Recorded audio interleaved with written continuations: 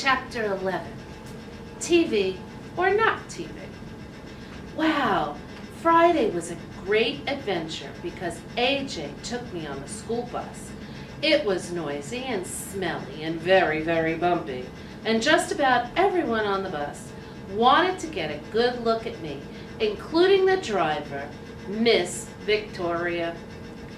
It was exciting, almost too exciting, because AJ couldn't hold my cage steady, and I was slipping and sliding and bouncing until I was quite dizzy. "Sorry, Humphrey, I'm trying to hold still," AJ told me as someone bumped his elbow and sent me sprawling on the floor of my cage. "It's all right," I squeaked weakly. The bus let us off close to AJ's house. It was a 2-story old house with a big porch.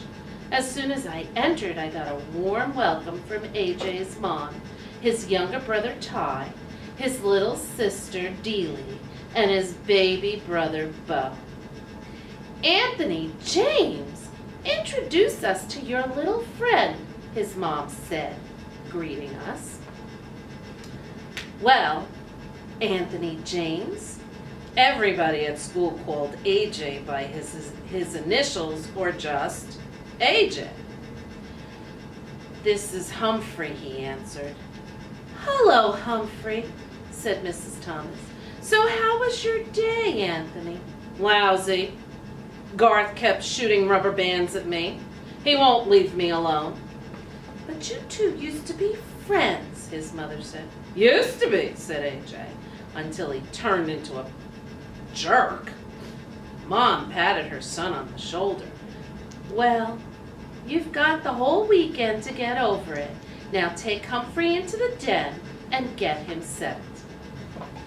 Mrs. Brisbane called him.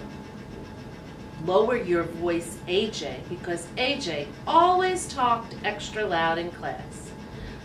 I soon noticed that everybody at AJ's house talked extra loud. They had to, because in the background, the TV was always blaring. Now, every house I've been in so far has had a TV. Even Ms. Mack had a TV, and I enjoyed some of the shows I'd seen with her. There's one channel that has nothing but the most frightening shows about wild animals attacking one another, and I mean wild, like tigers and bears and hippopotamuses. Gee, I hope that's not on our vocabulary test in the near future. Those shows make me appreciate the protection of a nice cage.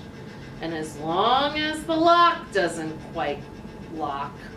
There's another channel that only has people in funny-looking clothes dancing and singing in very strange places. It makes me glad that I have a fur coat and don't have to figure out what to wear every day. Mostly I like the cartoon shows. Sometimes they have mice and rabbits and other interesting rodents, although I've never seen a hamster show yet. Anyway, the difference at the Thomas's house is that the television is on all the time. There's a TV on a table across from a big comfy couch and a big comfy chair, and someone's almost always sitting there watching. I know because they put my cage down on the floor next to the couch, and I had a very good view of the TV. I couldn't always hear the TV, though, because AJ's mother had a radio in the kitchen, which was blaring most of the time while she cooked or did crossword puzzles or talked on the phone. No matter what she did, the radio was always on. When AJ's dad came home from work, he plopped down on the couch and watched TV while he played with the baby. Then AJ and Ty plugged in some video games and played while Dad watched Deely listen to the radio with her mom and danced around the kitchen.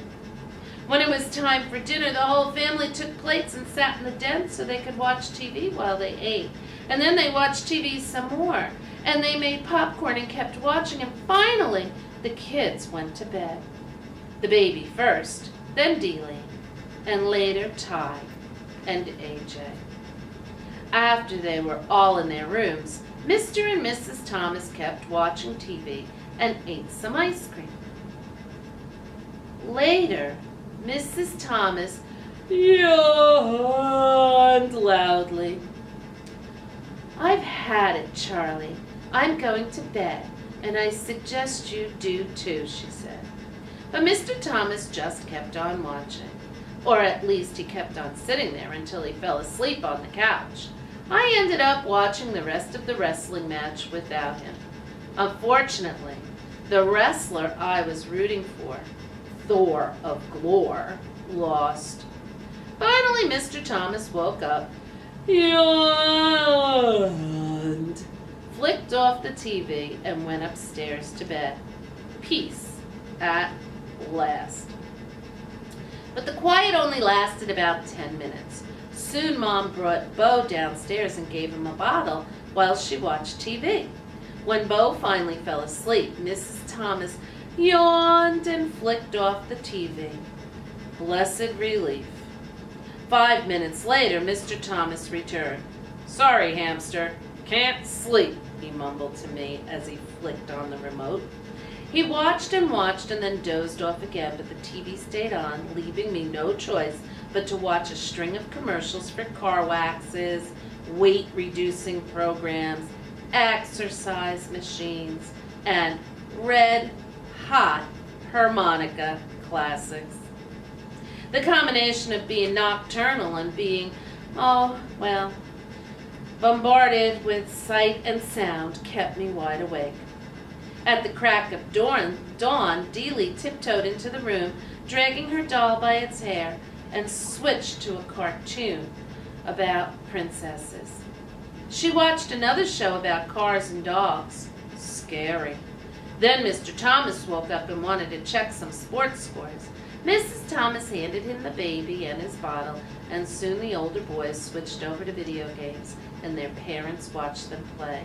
It was loud, loud, loud, but the Thomases didn't seem to notice. "What do you want for breakfast?" Mom shouted. "What?" Dad shouted louder. "What do you want for breakfast?" Mom yelled. "Toaster waffles," Dad yelled louder. "I can't hear the TV," Ty hollered, turning up the volume. "Do you want juice?" Mom screamed. "Can't hear you," Dad responded. And so it went. With each new question, the sound on the TV would be turned up higher and higher until it was positively deafening. Then Mom switched on her radio. The Thomases were a perfectly nice family, but I could tell it was going to be a very long and noisy weekend unless I came up with a plan. So, I spun on my wheel for a while to help me think. And I thought and thought and thought some more, and then it came. The big idea! I probably would have come up with it sooner if I could have heard myself think. So around noon, the Thomases were all watching the football game on TV. Or rather, Mr. Thomas was watching the football game on TV, while AJ and Ty shouted questions at him. Mrs. Thomas was in the kitchen listening to the radio and talking on the phone. Dealey played peekaboo with the baby in the cozy chair. No one was watching me, so I carefully opened the lock that doesn't lock on my cage and made a quick exit. Naturally, no one could hear me skittering across the floor as I made my way around the outside of the room, over to the space behind the TV cabinet. Then, with great effort, I managed to pull out the plug, one of the most difficult feats of my life. The TV went silent, beautifully, blissfully, silently silent. So silent, I was afraid to move. I waited behind the cabinet, frozen. The Thomases stared at the TV screen as the picture slowly went dark. "Ty, Did you hit the remote? Mr. Thomas asked. Nah, it's under the table. Anthony, go turn that thing on again, Mr. Thomas said.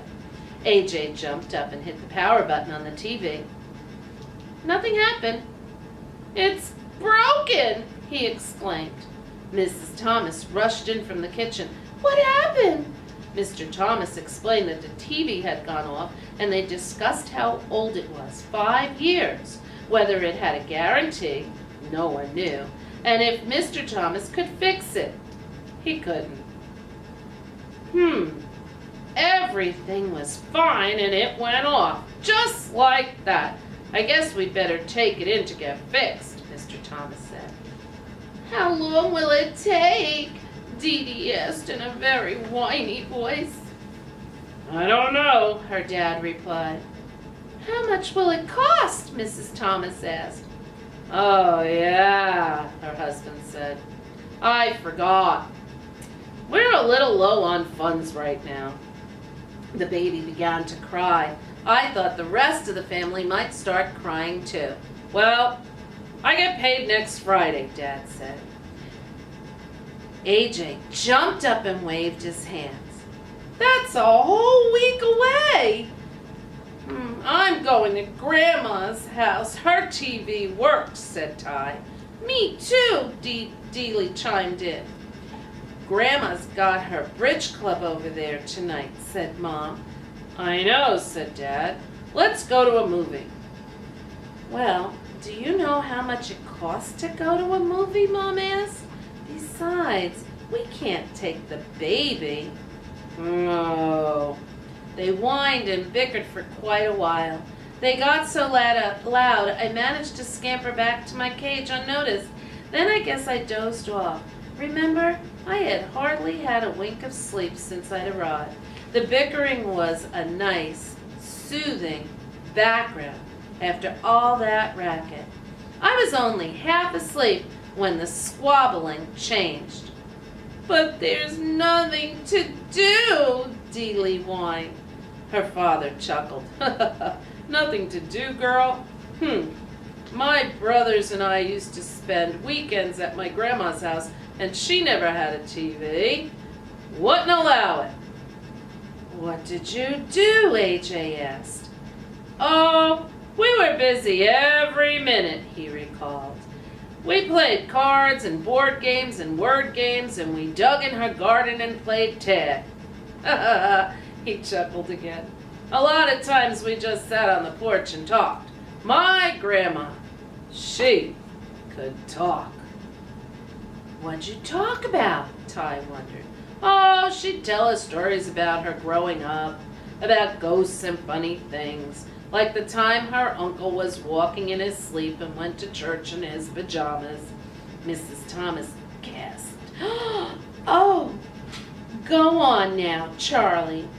Well, I'm just telling you what she told us. And he woke up in the middle of the service, looked down, and there he was in his blue and white striped pajamas. I let out a squeak of surprise, and the kids all giggled. Then Mrs. Thomas told the story about a girl in her class who came to school in her slippers by accident one day. Yes, the fuzzy kind, she explained with a big smile. They talked and talked, and Dad got out some cards, and they played a game called Crazy Eights and another one called Pig, where they put their fingers on their noses and laughed like hyenas. When Bo fussed, they took turns jiggling him on their knees. After a while, Mrs. Thomas gasped, Goodness sakes, it's an hour past your bedtimes.